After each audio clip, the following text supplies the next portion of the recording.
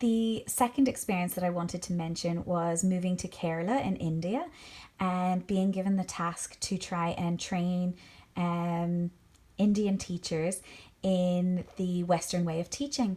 It would start off quite well at the beginning, and the Indian teachers would listen very intently, but very soon after they were left to their own devices in the classroom, they would go back to the way that they had always taught.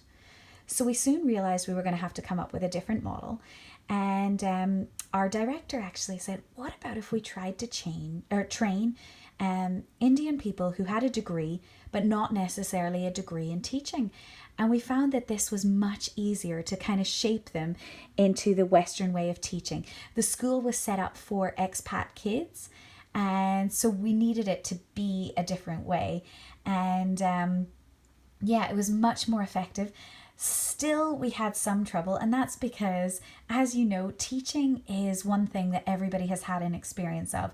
We've all had teachers, we've all been in school, and so it's very easy to revert back to our views on what a teacher should be like and how the children should learn, just based on our own experiences of having been schooled.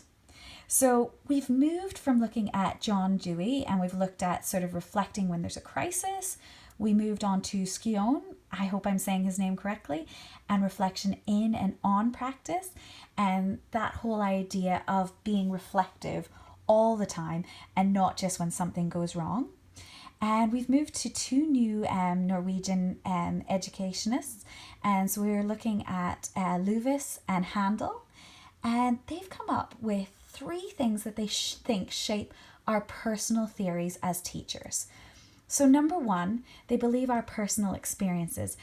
One of the biggest personal experiences for me was actually moving from Canada to Northern Ireland at the tender age of 8. I was 2 years behind my peers at this time and had missed some major concepts like telling time, times tables, and was just reading at a lower level. And I remember being pulled from the class when I was in primary 5 to join the primary 2 students to do math. And I felt so humiliated. And I remember trying so hard to fit in, trying to lose my accent with every fiber of being inside of me. And just a really fascinating experience. And I think this experience, more so than anything else, of struggling and finding it hard to fit in, really affected the way that I actually teach my students now, and particularly those students that I identify as more vulnerable. So the second thing that Luvis and Handel talk about is transmitted knowledge. So the communication that we receive by others, and how personal experience shapes us, but also our interactions with others very much shape who we are as teachers as well. The third point they mention is our values.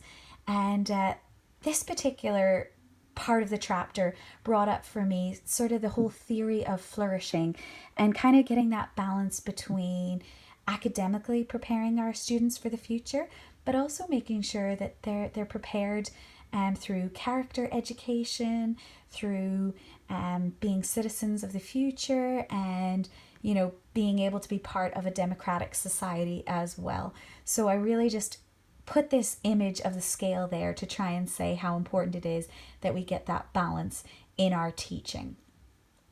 So I'm just going to leave you with a question. How do you feel about Luvis and Handel's ideas that personal experience, transmitted knowledge, and values really shape sort of the reflective practitioners that we are, and really shape sort of who we are, which then in turn shapes how we teach and the actions that we take daily in our classrooms? Thank you so much if you've watched to the end.